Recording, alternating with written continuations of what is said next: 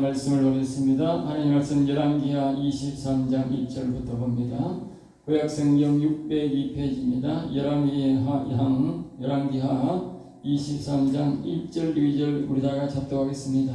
왕이 보내 유다와 예루살렘의 모든 장로를 자기에게로 모으고 이에 왕이 여호와의 성전에 올라가매 유다 모든 사람과 예루살렘 주민과 제사장들과 서기자들과 모든 백성이 노소를 막론하고 다 왕과 함께 한지라. 왕이 여호와의 성전에서 발견한 언약책의 모든 말씀을 읽어 무리의 귀에 들리고. 아멘 아멘. 오늘 이 말씀을 가지고 요시야의 종교개혁이라는 제목으로 말씀을 드립니다. 이 시대에 이제 요시야의 종교개혁은 참 때려진 종교개혁이지만 대단한 종교개혁이었다는 것을 우리가 알 수 있습니다. 이 종교개혁 때문에 요시야는 이제 자신의 왕위를 끝까지 잘 할 수 있었어요. 원래는 자신의 선친들이 두 명이 아주 하나님이 싫어하는 우상을 섬겨서 하나님이 바로 멸하려고 했으나 이 요시야 왕이 종교개혁을 함으로써 요시야 때는 하나님께서 그것을 유보하시고 요시야가 지난 다음에 심판을 내리겠다. 완전히 나를 멸하겠다 그랬어요. 완전히 멸한다는 말은 거기에 사는 주민들을 완전히 옮겨버리고 이방 사람들을 데려다 채워서 나를 완전히 없애버리는 계획을 말합니다. 근데 이제 우리가 이 시간에 우리가 알고 있는 대학생 요시야의 종교개혁은 참 너무 육신적으로는 너무도 화려하고 너무 잘했어요. 왜냐하면 성경의 본문 말씀에 보면 모세 이후에도 유월절을 지키는 사람이 없었다. 유월절 알겠어요. 그것이 이제 언제 없어졌느냐 하면 사사시대에 나라를 잃고 나라가 어지러울 때 그때 벌써 유월절을 없애버렸다. 우리로 말하면 일제시대를 잊어버린 것 같잖아요. 일제시대. 해방된 것을 기억하고 우리나라는 일제시대 해방된 것은 기억하면서 중국으로부터 고통을 받았던 그것은 왜 기념하는지 모르겠어. 그래서 우리나라 사람들이 기억은 하고 있지만 그것을 기념적으로 하지 않기 때문에 우리가 중국 사람들을 경계하지 않는 것 같아요. 중국으로보다도 훨씬 더 우리가 속국이 오랜 동안 했음에도 불구하고 중국에서 벗어난 기념을 하지 않더라고. 그리고 우리나라가 우리 새로 된 것은 건국된 것은 이승만 대통령이 해방되고 난 다음에 했는데 그러면 해방 전에 일제시대도 해방 전에 일이기 때문에 우리가 관련 없다 할 수 있는데 우리는 계속 기념하면서 그 사람들의 경계를 놓치지 않고 있죠. 그래서 오늘도 지금도 악감정을 품은 사람이 상당히 많고 무슨 일이 있을 때마다 그것을 덜추리는 사람이 많지 않습니까? 그런데 왜 중국으로부터는 수십 번 우리가 침범을 받고 속국으로부터 일본보다도 더 처참한 수많은 처녀들이 끄집겨 가고 젊은이들이 끄집겨 가고 그렇게 죽고 했는 그 시절이 있는데도 불구하고 왜 그거는 하지 않는지 모르겠습니다. 앞으로 우리가 정상적으로 돌아가면 일제시대의 순환을 우리가 그것도 기념해야 되지만 중국으로 우리가 다양한 그런 것들도 우리가 철저하게 지킴으로써 우리 민족성을 다시 깨닫고 외적에 대해서 우리가 침략을 다시 막도록 자녀들에게 단단한 교육을 시켜야 되겠다 하는 것을 다시 한 번 더 우리가 기억해야 됩니다. 그러면서 이 요시야의 종교개혁은 육신적으로는 너무 모세 이후로부터 지키지 않던 유월절을 지켰으니까 얼마나 종교개혁을 철저하게 했고 또 이 전체적으로 보면 우상들을 그 성전 안에도 솔로몬 때부터 들어온 우상들이 있었어요. 그래서 그 솔로몬 때부터 들어온 우상들을 다 제거해버리고 또 방방곡곡에 다니면서 또 이제 하면서 그리고 그 신을 섬기던 제사장 우리로 말하면 이제 절의 중들을 말해요. 절의 중들 알겠어요. 우리는 지금 목사락하니까 그래 중들을 가지고 그 당시에 그 이스라엘 나라는 모두가 제사장을 통해서 교회 성전에서 제사장이라 그렇게 말하니까 자기네들도 우상 섬기는 것도 제사장이라고 했어요. 그 종교적 이루어오는 그 전통에 따라 그렇게 했는데 우상 섬기는 제사장들이죠. 그 제사장들을 그 성전에서 자신들이 성전에서 우상 제단에서 다 죽여버리고 거기에 유골로 그것을 덮었다 그렇게 말해요. 오늘 본문에도 보면 뒤에 보면 계속적으로 그 종교개혁의 내용이 나오고 있습니다. 이렇게 종교개혁을 이렇게 철저히 한 요시야 왕은 그 이전에도 없었고 이후에도 없었다고 본문 말씀에도 그렇게 말해요. 그만큼 종교개혁을 잘했던 오늘 우리 시대에 보면은 칼빈이나 루터보다도 더 종교개혁을 잘했다라고 우리가 볼 수 있습니다. 그런 종교개혁을 했던 이 요시야 왕이 자기 시대에는 하나님이 심판을 하지 않았지만 그 다음 세대에 요시야가 죽고 난 다음에 멀지 않아서 하나님이 심판을 해서 나라를 완전히 멸망시켜버렸습니다. 그래서 우리는 여기서 우리가 기억해야 될 것은 종교개혁을 했다면 오래도록 지속되어야 되는데 하나님의 나라가 지속되지 않고 하나님께서 그 분노를 거두지 아니하시고 그 분노를 그대로 요시야 때는 봐주었지만 요시야 다음 세대의 왕에게 그 책임을 물어서 나라를 완전히 바벨론에 멸망시켰다는 것을 우리가 볼 수 있습니다. 그럼 우리가 이 요시야의 종교개혁이 그렇게 훌륭하게 잘했는데도 불구하고 어떻게 해서 이 나라가 멸망하게 되었느냐? 종교개혁을 바로 다음에 그렇게 좀 가지도 아니하고 그렇게 멸망되었냐? 그 말은 이 요시야의 왕의 종교개혁과 다윗의 종교개혁은 다르다는 것입니다. 알겠어요? 이 요시야 왕의 종교개혁은 육신적인 종교개혁이다. 그러니까 육신들이 이스라엘 백성들이 육신적으로 우리가 여기 본 유월절 행사라고 하는 힌트가 있듯이 육신적으로 자신들이 가나안 땅에 간다는 것을 욕망을 말하는 그것을 말한다고 말이에요. 그리고 육신적으로만 종교개혁을 했다고 육신적으로. 그런데 다윗은 유월절을 안 했다고 봐야 하는 게 유월절을 별로 안 지켰다고 말이죠. 왜? 이 모세 이후에 안 했다는 말은 다윗은 유월절을 별로 안 지켰다고 말이에요. 사사시대에 없어졌으니까. 그럼에도 불구하고 다윗은 왜 하나님 앞에 그렇게 지극한 사랑을 받으면서 온 세계를 다스리는 그런 훌륭한 지도자로 하고 하나님은 그렇게 칭송을 했을까? 그것은 다윗은 바로 다윗의 종교개혁은 바로 영적 종교개혁이다. 영적 종교개혁. 만약에 요시야 왕이 종교개혁을 육신적으로 종교개혁을 하고 다윗처럼 영적인 영혼에 대한 종교개혁을 했다면 아마 이스라엘 역사는 다시 바꾸어졌을 것입니다. 그리고 아니면 오래도록 다시 종속되었을 것입니다. 세계 역사도 또 달라졌을지도 모릅니다. 그런데 이제 하나님이 우리에게 주는 교훈이 있다.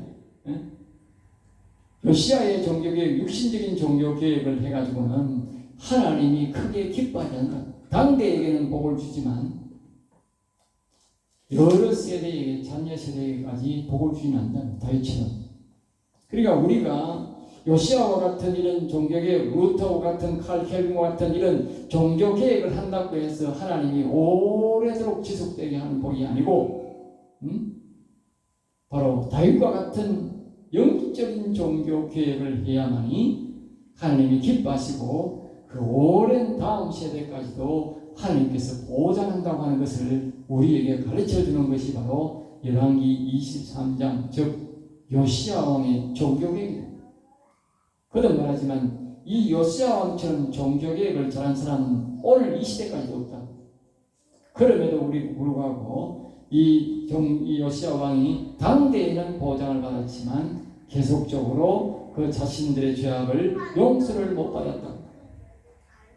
그러니까 우리는 이 육신적인 종교개혁도 필요하지만 그러나 이 영적인 영혼의 종교개혁을 해야만이 우리 완벽한 하나님으로부터 사랑을 받고 우리 자녀까지도 보존받는다는 사실을 우리가 이 말씀을 통해서 다시 한 번 더 우리가 확인할 수 있는 것이 바로 우리 배경 속에 그 말씀이 있다는 것이죠. 1절 봅니다. 왕이 이번에 유다와 예루살렘의 모든 장로를 모으고 요시야의 종교개혁은 자신이 먼저 하나님의 말씀을 성경을 수리하다가 하나님의 율법책을 발견하고 그 안에 또 언약서를 모세가 써놓은 언약서를 발견하고 그 언약책을 먼저 자기가 먼저 듣습니다.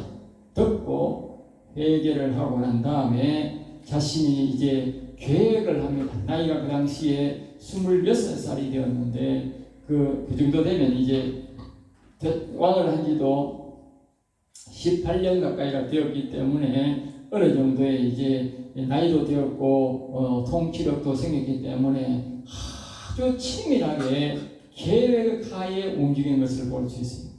예, 그냥 갑자기 돌발적인 그런 생각이 아니고 처음부터 아예 차근차근 준비하는 모습을 볼 수 있어요. 그래서 왕이 전국에 있는 모든 유다와 예루살렘에 모여 모든 장로들을 다 모았다. 이 말은 모든 치비자를 다 모았다. 치비자. 그 당시는 장로가 그 나라를 모든 저 밑에까지 전부 다스리고 있었다는 거죠. 장로가. 오늘날로 말하면 물론 말하면 뭐 군수, 도지사, 군수, 시장 이런 사람들을 전부 다 모아가지고 이제 이 전체적으로 종교 개혁을 하기 위해서 하는 율법의 말씀을 따라 살기를 하기 위해서 다 먼저 치리자를 먼저 모았다. 아주 지혜롭게 처신을 한 것이죠. 이들의 협조가 없으면 뭐죠? 종교 개혁을 할 수가 없다는 거죠. 우리나라는 종교 개혁하는 것이 참 어렵습니다. 종교 개혁이 이제는 앞으로 일어나기 굉장히 어려운 구조로 되어 있어요. 어떤 한 사람의 구조로 가톨릭처럼 지회 구조로 되어 있는 것도 아니고 이 여러 지파가 있어가지고 이 종교 개혁을 위해서 또 사람을 보면 이 교회라고 하는 구조는요, 이 종교보다도 더 무서운 게 교회입니다. 교회에서는 자기 교회 만약에 종교 개혁을 해가지고 그 자기 교회 사람들이 정말 하나님의 말씀을 사모하고 그쪽으로 모여버리면 그런 사람들을 곧 이단으로 지적해요. 그래서 하나님의 말씀을 신령한 말씀을 지혜롭게 전가하고 능력 있게 전가하면 그 사람이 자동적으로 몰리게 되어 있어요. 누구 교회든지 마찬가지예요. 사람들은 진리의 말씀을 향하여서 가게 되어 있어요. 그런데 그렇게 가게 될 때 어때요? 사람들이 이단으로 지목해요. 그렇기 때문에 오늘 이 시대에는, 이 교회 시대는 정말 종교 개혁하기가 옛날에 칼빈과 루터보다도 더 하기 어려운 시대가 와 있다는 것을 특별히 우리나라는 예? 그리고 종교 개혁하는 것을 기대하기가 어려워요. 이런 시대에 살고 있는데, 그러니까 결국 말하면 협조를 안 한다고 말이에요. 종교개혁을 해야 된다고 사람은 생각하지만 성도들은 종교개혁을 해야 된다고 생각할지 모르지만 이 교회의 이 지도자들은 뭡니까? 종교개혁을 싫어한다고. 알겠어요? 왜? 자기의 교인이 뺏기는 것을 싫어한다. 그런데 이제 이 왕은 그것을 알고 밑에 있는 장로들까지도 전부 다 모아서 먼저 하나님 말씀을 들려주고 그들을 설득하기 시작한다. 그래서 종교개혁을 성공하게 된 것이죠. 2절에 이에 왕이 종교개혁자들을 다 이참을 정하기 위해서 장로들을 다 모아놓고 이제 자신의 궁전에 모으는 거예요. 자신을 막 나타내고 그러기 위해서 했으면 어떻게 돼요? 자신의 궁전도 엄청나게 솔로몬이 크게 지어놨지 않습니까? 그래서 거기서 하면 자기가 이쪽 이렇게 높아지고 높아 보이고 좀 이렇게 높이 세울 수 있는데 그렇게 하지 않냐고 성전으로 가라. 성전으로 가라. 장로들을 전부 다 성전에 모아놓고 자신도 성전에 올라가는 거예요. 알겠어요? 이 요시야의 종교 계획은요, 이 처음부터 아주 철저한 계획 속에서 성공할 수 있는 발판을 잘 마련했다는 것을 우리가 알 수 있습니다. 그러니 성전에 올라가서 이렇게 합니다. 유다 모든 사람들, 그리고 이제 장로들도 모으고 성전에 와서 또 말씀을 사모하고 온 사람도 있을 테니까 성전이 굉장히 크니까 거기에 사람들도 엄청나게 유다 사람들 모이고 장로들 모이고 여러 또 제사장도 다 부르고 선지자도 그 당시에 선자라는 선자도 다 모으고 모두를 불러놓고 이제 선포를 합니다. 예? 그래서 이제 성경 여기 보면 여호와의 성전 안에서 발견한 언약책의 모든 말씀을 읽어 그랬어요. 왕도 그 자리에 앉아서 듣고 장로들도 백성들도 다 먼저 뭐를 듣느냐? 하나님의 말씀을 먼저 듣는 거야. 예? 말씀을 왕이 자기가 말씀을 들었지만 내가 말씀을 들어보니까 이러이러한데 당신네들이 이렇게 하시오 그게 아니고 자신이 들었던 그 말씀을 먼저 자기도 듣고 온 장로들과 백성들이 거기 백성들이 다 그 언약의 말씀을 다 먼저 듣도록 했다. 먼저 듣도록. 이 자체가 왕이 나도 하나님의 말씀을 듣는다. 나도 왕의 말씀을 듣는다. 그래서 먼저 왕의 말씀을 듣는 자세를 믿고 이 신뢰하는 자세를 먼저 가질 때에 그 장로들이 그것을 또 실행하려고 하고 그리고 그 백성들이 실행하려고 할 때에 이 요시야 왕이 굉장히 영적인 힘을 얻어가지고 종교개혁을 완성할 수 있다. 알겠죠? 그런 곳곳마다 그 종교 믿는 사람들이 굉장히 반발을 할 수 있을 겁니다. 알겠죠? 반발할 수 있거든요.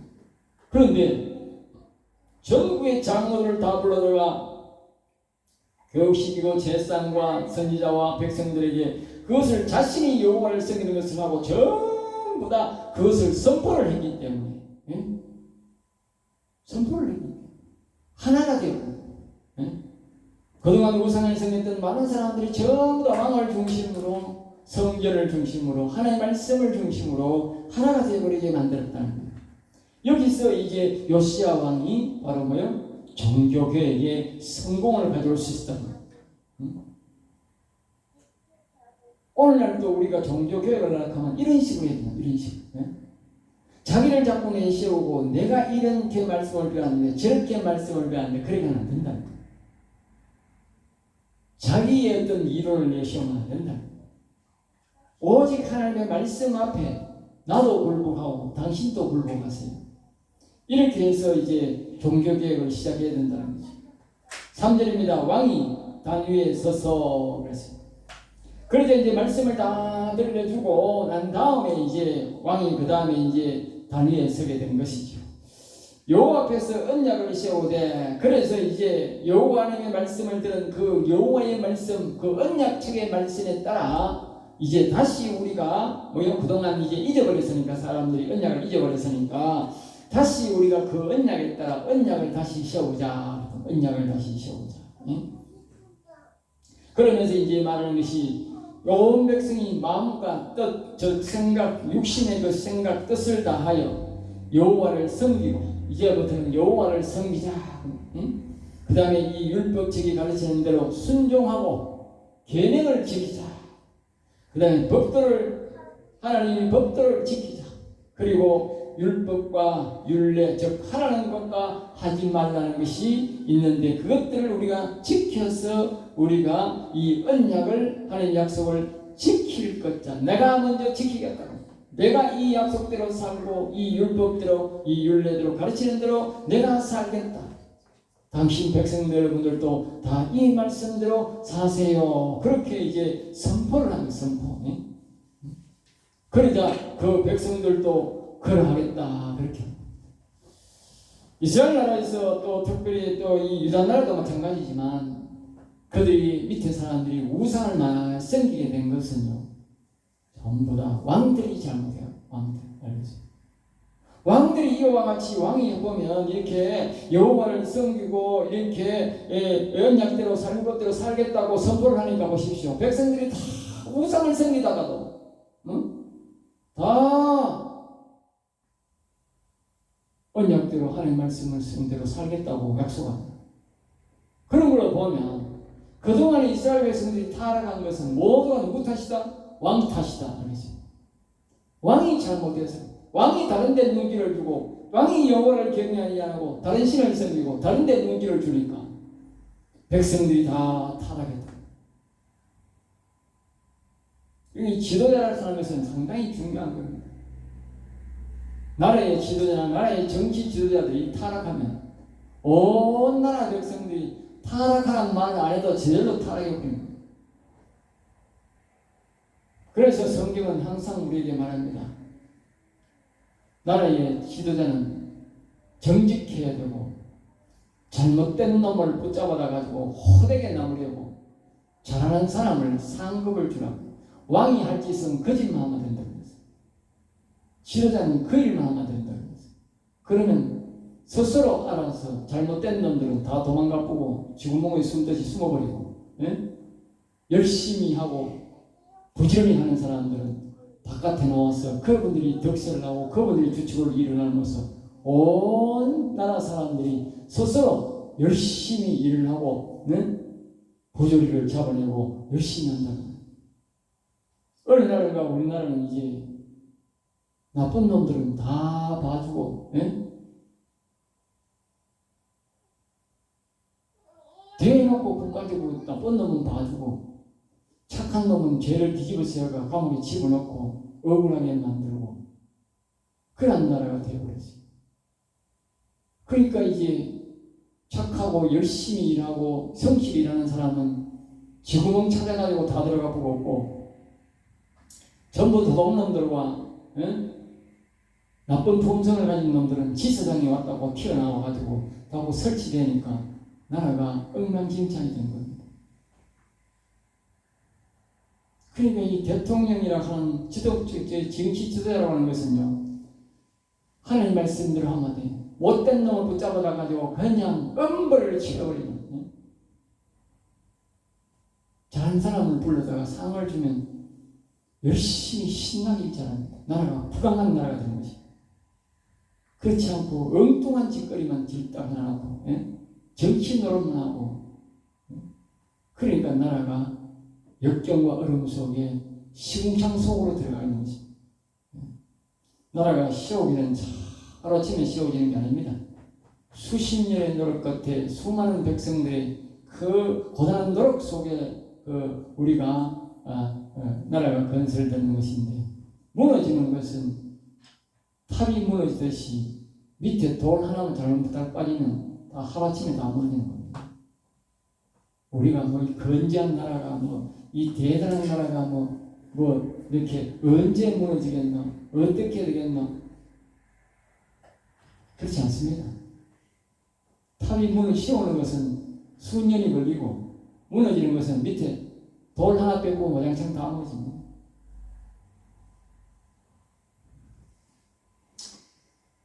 자, 그래서 우리가 이와 같은 이제 요시아와 같은 훌륭한 지도자가 우리가 이 종교 개혁, 나라를 개혁하는 사람들이 우리가 많이 나오기를 이제 기도해야 되는데, 이 4절에 보면 이렇게 말합니다. 왕이 대제사장과 hil기야의 모든 부제사장들과 그랬어요.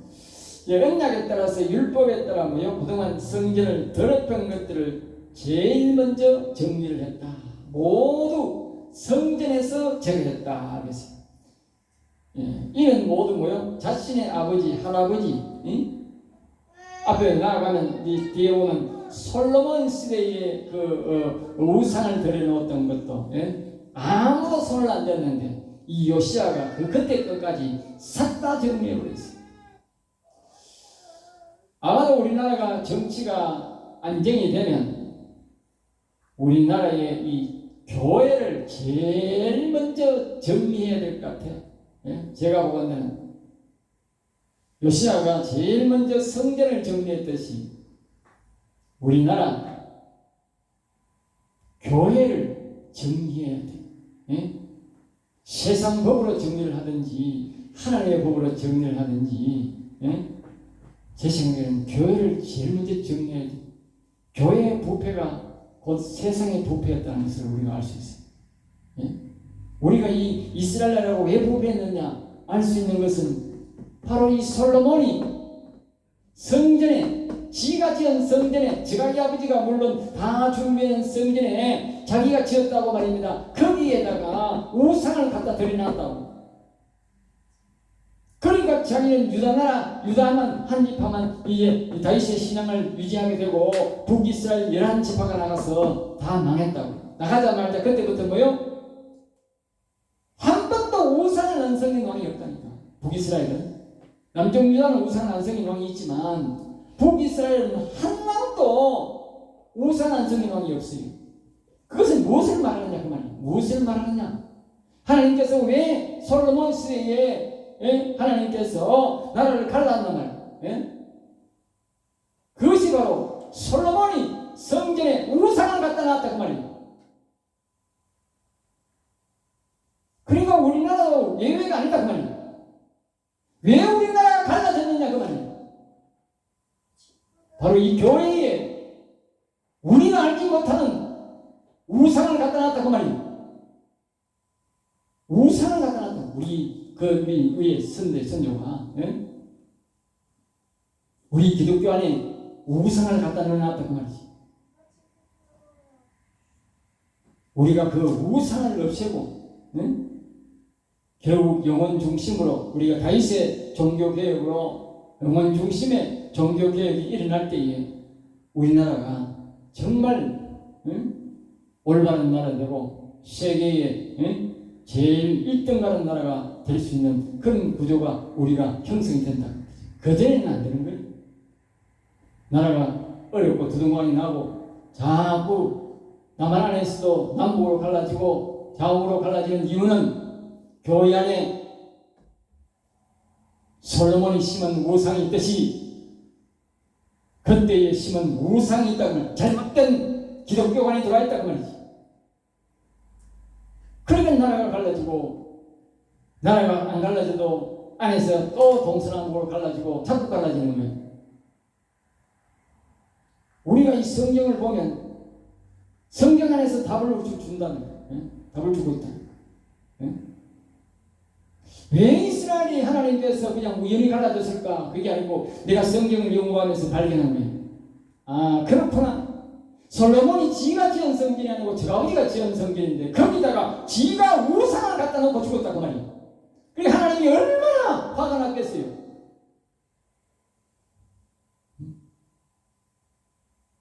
그러면 나라가 갈라졌는데 그때부터 북이스라엘은 절대로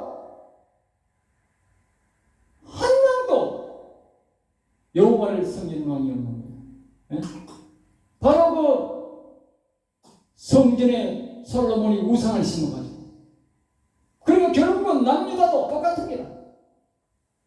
언제 채웠느냐? 오늘 이게 말하는 여기 본문에 보면 말한다고. 이 요시야 시대에 요시야가 그걸 채웠대. 요시야가.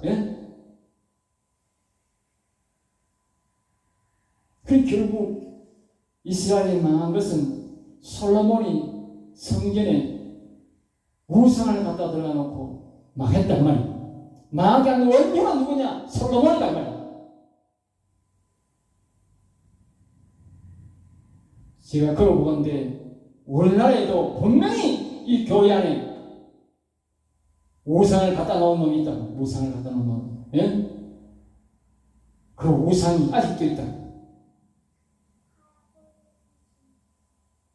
그래서 요시아와 같은 육신적인 종교개혁으로 그 우상을 우리가 없애야 되고 하나님께서 요시아를 통해서 종교개혁을 육신적으로 했지만 다시 나라가 심판이 되었듯이 멸망되었듯이 우리가 온전한 종교개혁을 하려면 다윗과 같이 요시아의 종교개혁에 이어서 우리의 영혼의 종교개혁을 다윗처럼 할 때에 온전한 종교개혁이 일어난다는 것입니다.